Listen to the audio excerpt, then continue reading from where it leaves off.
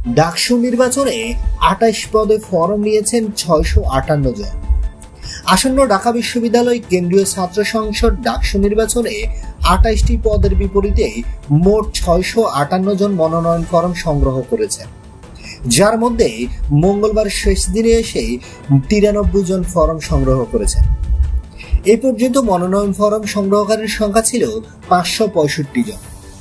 ডাকসু নির্বাচনের প্রধান নির্বাচন কমিশনার অধ্যাপক মোহাম্মদ জসিমউদ্দিন আজ বিকেলে তার কার্যালয়ে সাংবাদিকদের কাছে মনোনয়ন ফরম বিক্রির এ তথ্য তুলে ধরেন। এই পর্যন্ত ১০৬টি মনোনয়ন ফরম জমা পড়েছে বলে জানিয়েছেন তিনি। বুধবার মনোনয়ন ফরম জমা দেওয়ার শেষ দিন ছিল। তারপর জানা যাবে পদে কতজন প্রার্থী প্রতিদ্বন্দ্বিতা করবে। এদিকে শেষ দিনে হল সংসদের কতটি ফরম বিক্রি হয়েছে তা জানা যায়। বন্ধুরা, নিত্য নতুন এক্সক্লুসিভ খবরাখবর সবার আগে পেতে আমাদের ইউটিউব চ্যানেলটি সাবস্ক্রাইব করে পাশে থাকা বেল আইকনটি অন করে দেওয়ার অনুরোধ রইল।